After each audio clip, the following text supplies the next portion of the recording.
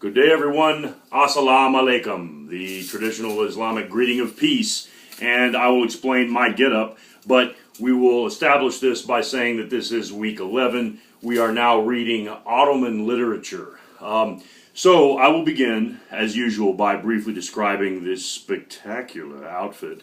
And I'll begin by taking off this helmet, which actually is not, as far as these helmets go, this really isn't that uncomfortable.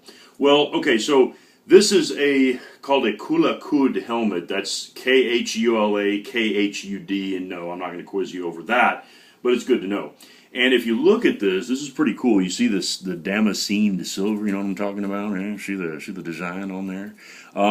Very elaborate, very intricate. This is going to be a pretty standard cavalry helmet for the Ottomans, for, I don't know, Ottoman and Persian Muslim dynasties for 400 or 500 years. The design doesn't change much because it doesn't need to.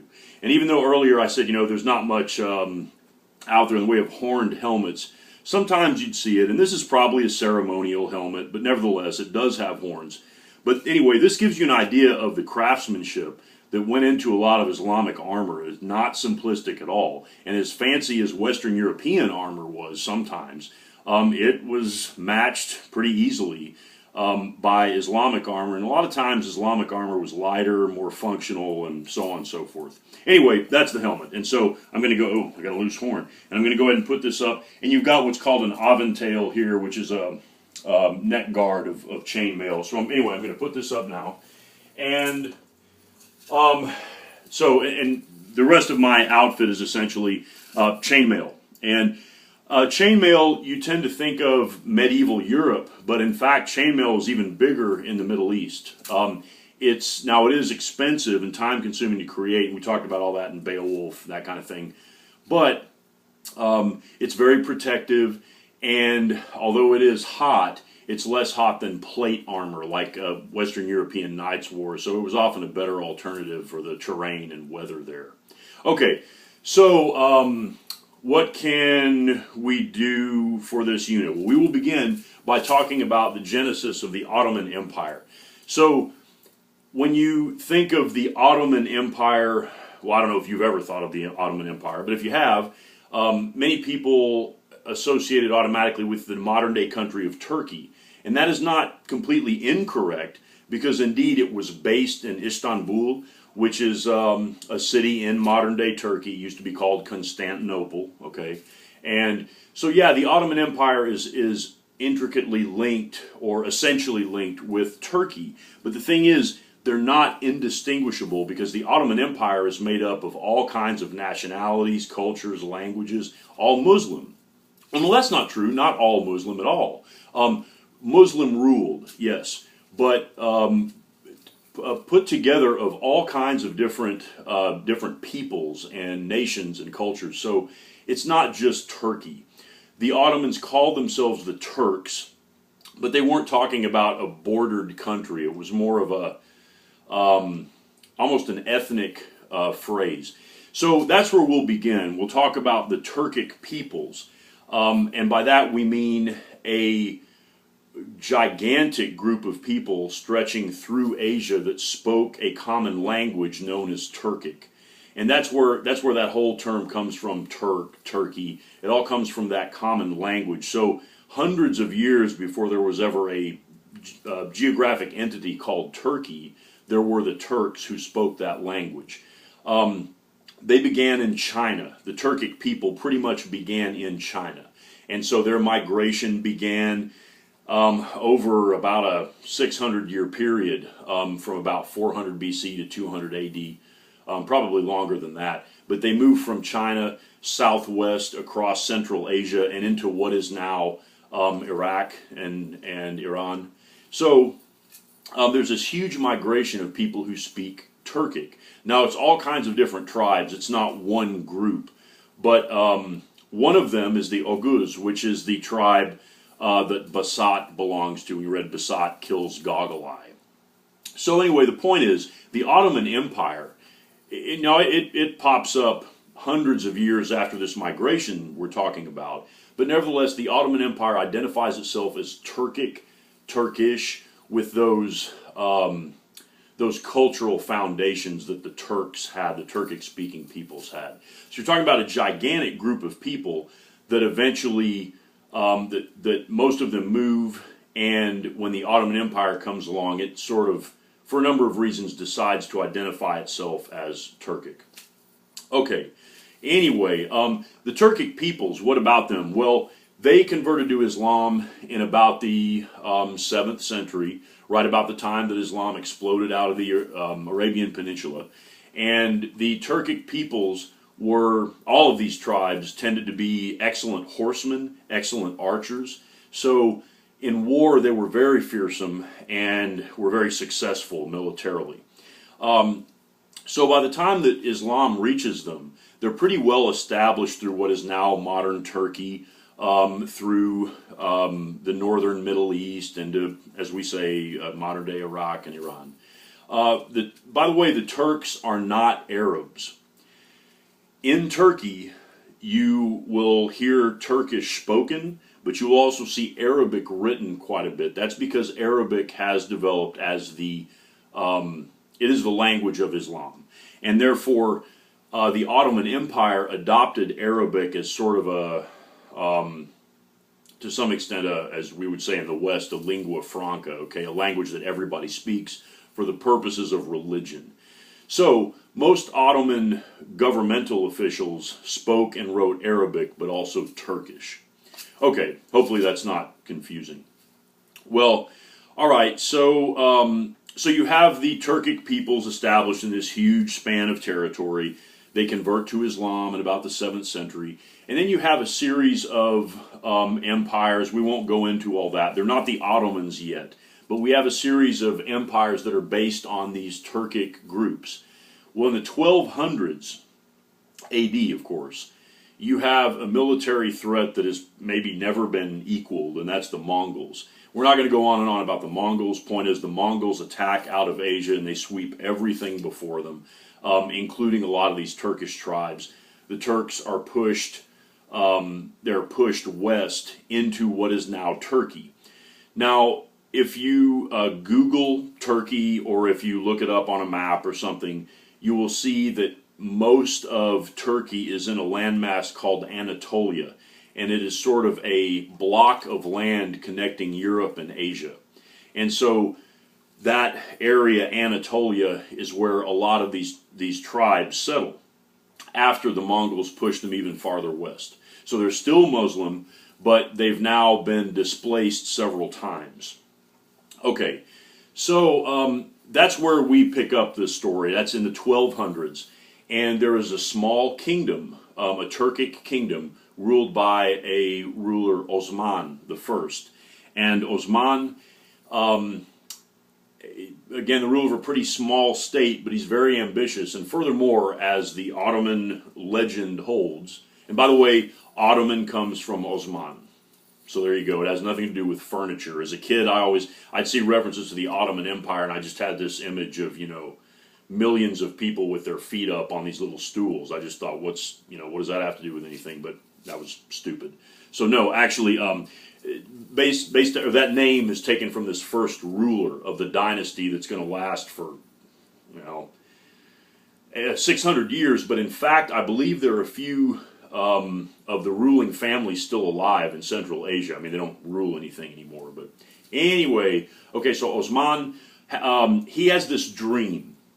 And in the dream, he sees a great Islamic empire that, of course, he rules. That's convenient. Based in Constantinople. Now, Constantinople at this time is still very much Christian. It is ruled by the Byzantine Empire, which is Eastern Orthodox. I mean, it wasn't called that then, but it's Christian. So he fantasizes, or he dreams about this Muslim empire run from Constantinople that includes the 4 great rivers of the time. And in his mind, that is the Euphrates and Tigris, which are both in Iraq, and then the Danube in Europe, and then the Nile in Egypt. And he sees those as kind of the borders of this empire that he will create, and it will be based in Constantinople. Now, of course, what he has to do now is conquer all this, including the city, and the city is, well, it's more than 1,000 years old even at that point, and it's heavily fortified, and nobody's ever really been able to take it, take control of it. A few exceptions, but for the most part, it's never been breached. And so this is a pretty tall order for a little kingdom that's pretty obscure. Well, anyway, Osman, though, is very ambitious. Pretty soon he breaks away from this larger confederation of kingdoms. He gets independence for his own kingdom, and so to speak, it's on. And he develops a highly competent military. And by the time of his death, the momentum has started. And so for the next 600 years, the Ottoman Empire spreads with enormous success and often with enormous speed. And we're going to talk about some of the remarkable things about this empire. And you know, a lot of these things that we're going to talk about are, I guess, positive, but you know, it's like any culture at all, no matter whose. There are pluses and minuses, right? There's good and bad and sometimes ugly. And in the case of the Ottomans, you have an empire that is often extremely tolerant in terms of religion and culture. But at the same time, we can certainly find examples where it was not tolerant and you had lots of butchery as well. And furthermore, the Ottoman rule in the Balkans, the Balkan Peninsula is Greece and Bulgaria and all the way up into Croatia, that whole peninsula in Europe, in southeastern Europe, that the Ottoman rule of that area indirectly led to the awful conflicts hundreds of years later in the 90s when Yugoslavia broke up, and you may vaguely remember stories about war in Bosnia or Croatia. So the Ottomans have a hand in all this, and their legacy is so strong that it reverberates today. Okay, well, so the Ottoman Empire expands. Let's fast forward to that. And as it does so, Christianity, and by that I mean the West, there are Christians all over the world, of course, even at this point, but in the West primarily, views the Ottomans as the greatest threat it has ever faced. And that's saying something, considering some of the other cultures with which it's come in contact, hostile contact. But the Ottomans are by far the superpower. They militarily are so dominant and so fearsome and so effective. There are a series of absolutely crushing defeats of Christian armies by the Ottomans. Now, the Ottomans would occasionally lose a battle, but they almost always won the war.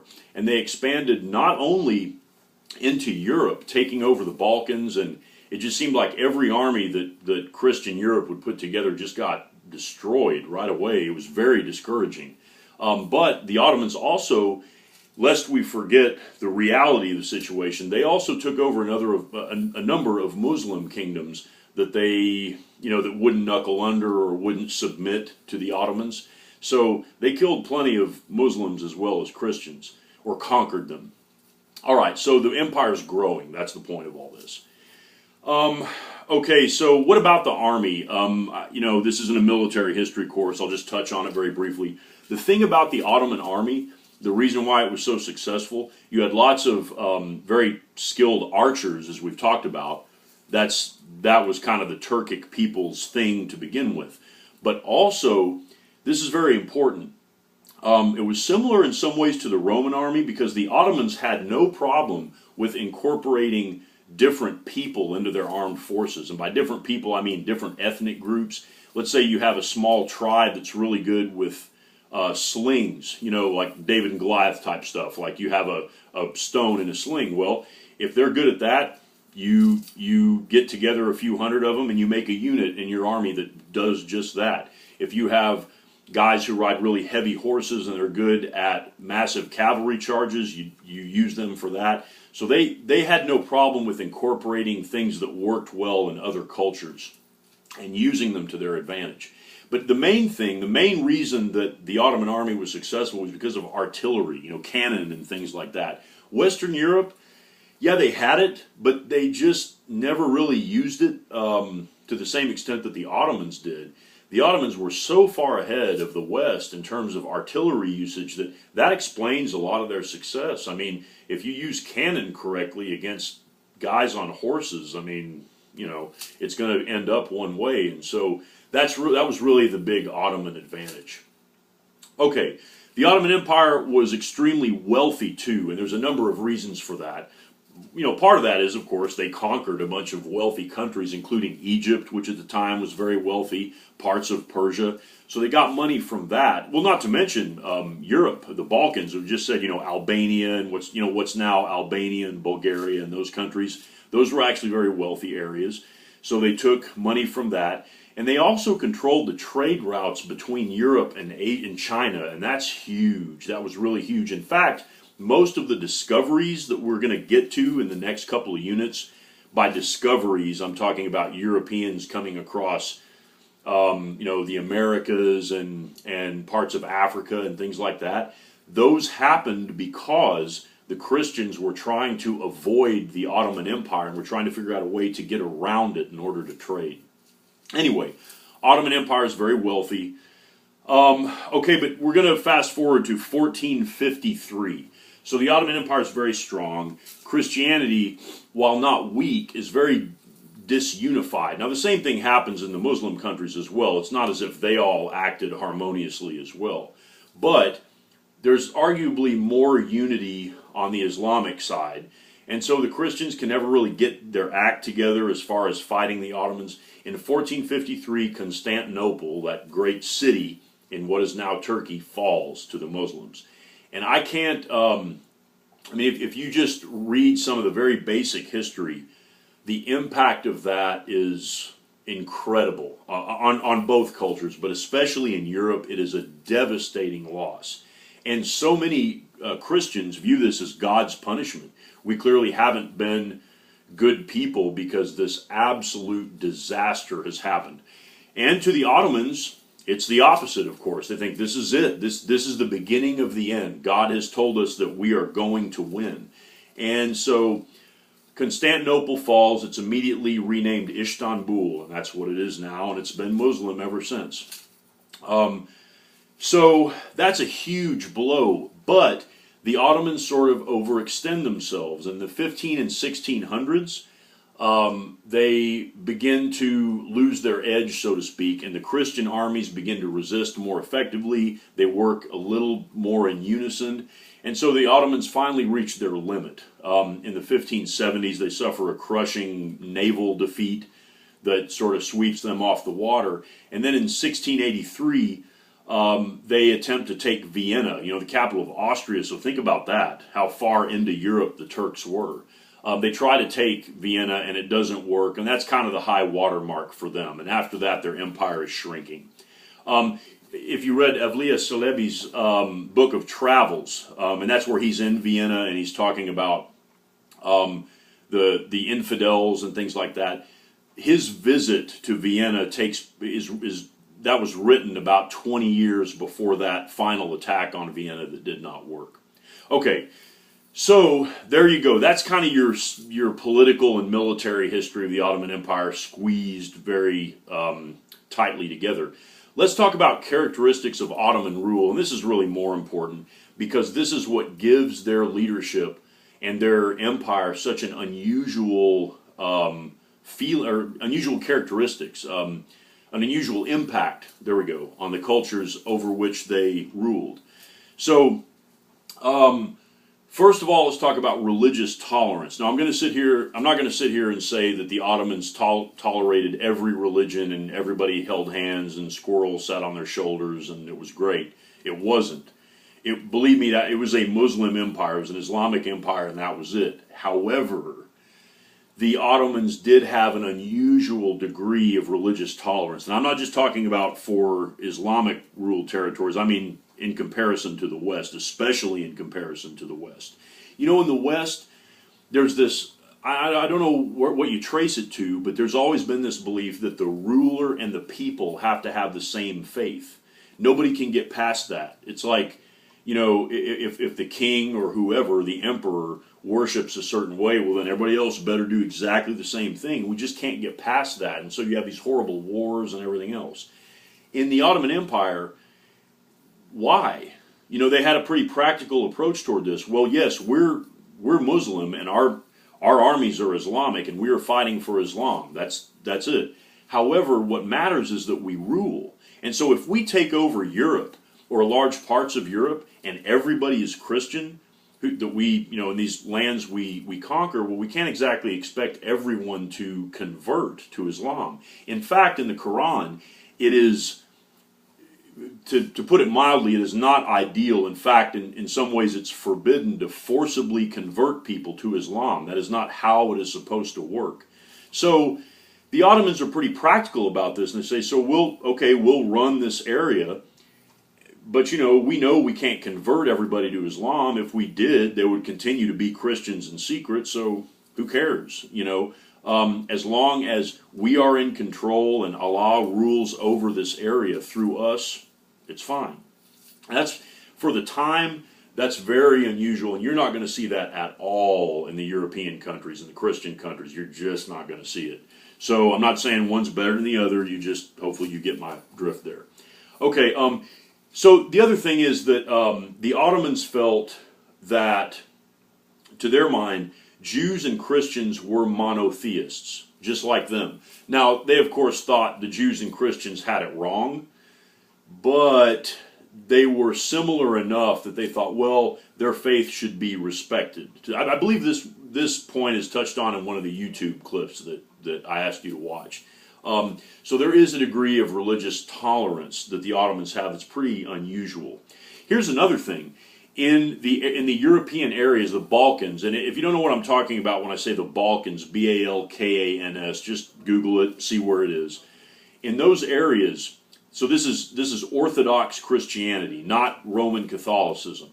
And a lot of times in a lot of those countries, they had been ruled by the Catholic Church, and it had not been a good experience. So when the Ottomans came in, even though they were Muslim, these Orthodox Christians were, this is great. These people are 10 times better than the Catholics. And so a lot of times you had these Christian populations saying, come on in. We don't care. This is an improvement. That's kind of an odd thing to think about when you think of, Islam versus Christianity. But it's so, it's very fuzzy. It's not as cut and dried as you think. I always have to talk about a movie in these videos, and what I'll mention is Kingdom of Heaven, which is a Ridley Scott movie, Orlando Bloom. It's about the Crusades. And all I'll say about it is, there are some historical accuracy problems, blah, blah, blah. But it's really cool, I think, because it touches on how gray all the areas are in these two cultures fighting and intermingling. It isn't, black and white or anything like that. Both sides think they are right, but there's just so much gray area that it's not a cut and dried conflict. Okay, so we have religious tolerance. There is furthermore something called the millet system, M-I-L-L-E-T. That is an Ottoman institution by which any community under Ottoman rule, let's say a Jewish community or a Christian community, can rule by its own laws and speak its own language and worship its own religion. So this is as if, how in Western Europe there's a lot of conflict between Muslim immigrants who want to worship or run their communities by Sharia law, Quranic law. And of course, Western governments say, no. I mean, if you're here, you got to follow our laws. I mean, countries all over the world do that. But the point is, the Ottomans said, okay, fine. If you have a village that's been Jewish for 600 years, keep being Jewish, essentially. Run it the way that you want to run it. Now, you have to give us money. You have to pay a tax. But you can keep doing that. So that millet system was very unusual. And again, this is not something you're going to see in Western Europe. It's just not going to happen. Okay, so let's see here. What do we move on to? Let's move on. So we talked about religious tolerance. We're still on that. But I'm going to move on now to something called the Devshirme system. That's D-E-V-S-I-R-M-E. Devshirme is the practice by which the Ottomans took children from predominantly Christian families and between the ages of 7 and 10 years old, took them back to Istanbul, converted them to Islam. And we said earlier that the Quran officially frowns on that, but the Ottomans did it anyway. They took all these kids, they forcibly converted them to Islam, and raised them to serve the Ottoman state. And the head of the Ottoman state in the West, we say Sultan, but it's officially it's Sultan, but S-U-L-T-A-N. That's who runs the show in the Ottoman Empire. And of course, he has, just like in the Roman Empire, he has a number of very powerful advisors and things like that. Anyway, so under Devshirme, these Christian kids were taken from their families, sometimes forcibly, sometimes not. And you see, when you read the history of the Ottoman Empire, you see both extremes. There are times when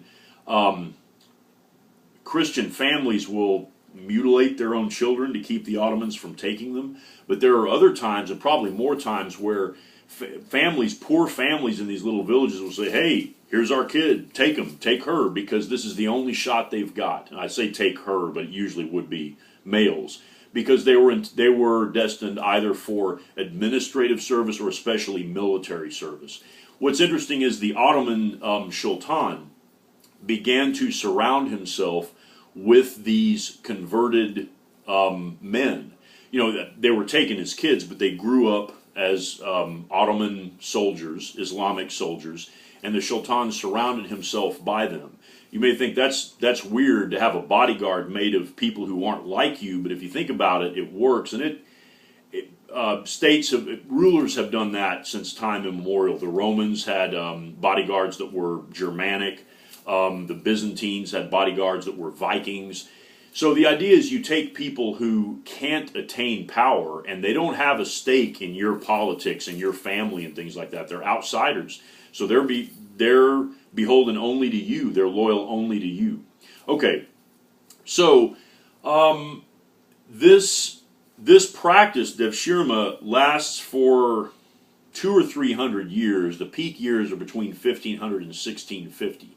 And originally it starts as you take the kids of slaves, but as time goes by, you begin to accept some volunteers, as we said. So that begins to catch on. And most of these kids are taken from what is now Hungary, Bulgaria, Albania, places like that. Okay, let's see. So we talked about religious tolerance. We talked about the Devshirme system. Finally, we'll talk about, and yes, this is wrapping up now. Finally, we'll talk about ethnic resettling. Okay, so what would happen is, if under Ottoman rule, there was a rebellion, say, like a village didn't want the Ottomans there and they'd rebel, what the Ottomans would often do is resettle the people in that village. I mean, they wouldn't kill everybody, which is what a lot of rulers would have done at that time. Instead, they resettled everyone, and sometimes hundreds of miles away from where they originally were. This is why all through the Balkans you've got little pockets of Serbs in Croatia and Croats in Serbia and Bosnians in Serbia, and on it goes. These little communities, patchwork ethnic communities. That's because of the Ottoman policy of resettlement. In some ways, it worked. It promoted peace in a way because you effectively pulled the rug out from under any rebellions. On the other hand, it set the stage hundreds of years later for the awful, awful things that happened in the 90s and in the early aughts in that part of the world, because these communities were turning on each other and ethnically cleansing one another in order to try to band together. So that is something in which the Ottomans believed they were being forward-thinking, but it didn't work out terribly well. Okay, so we're basically done here. We're going to fast forward and say that the Ottoman Empire exists until World War I. At that time, now by that time it's very weak, but it still exists. It still controls what is now Turkey and the Middle East. It gets into World War I very ill-advisedly, and it joins the Central Powers, which Germany and Austria-Hungary. It loses, and almost its entire empire goes to the British. The empire is destroyed, and modern Turkey comes out of that. So about a 600-year history of great, great importance and immense power, and that's the Ottoman Empire. So I'm going to slip out of this chainmail. Don't worry, not on camera. But we're done here, and thank you very much as always for your patience, and I will see you on the boards or some such. All right, bye-bye.